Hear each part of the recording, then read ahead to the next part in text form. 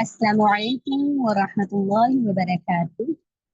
खैर मकदम है आप सभी का आज की क्लास में नाता कुरान विद तजवीद पारा 30 सूरह अश-शम्स की तिलावत करेंगे आज।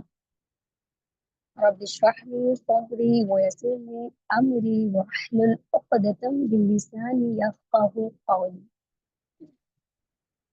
अऊज़ु बिल्लाहि मिनश शैतानिर रजीम। बिस्मिल्लाहिर्रहमानिर्रहीम।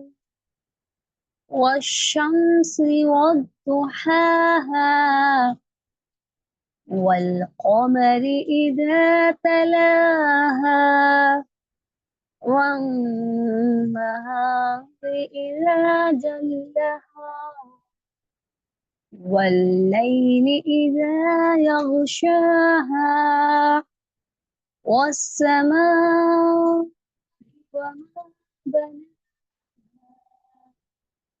والأرض وما طحاها ونفس وما سواها فألهمها فجورها وتقواها قد أفلح من زكاها وقد خاب من دساها وقد خاب من دساها كذبت ثمود بطغواها إذ انبعث أشقاها فقال لهم رسول الله ناقة الله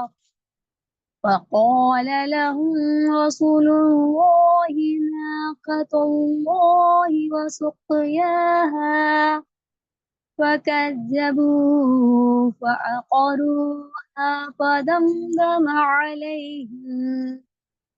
عليهم ربهم بذنبهم فسواها عليهم ربهم بذنبهم فسواها ولا يخاف عقباها.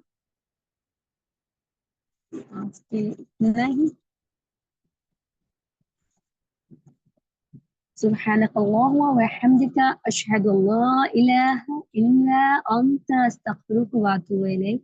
السلام عليكم ورحمة الله وبركاته.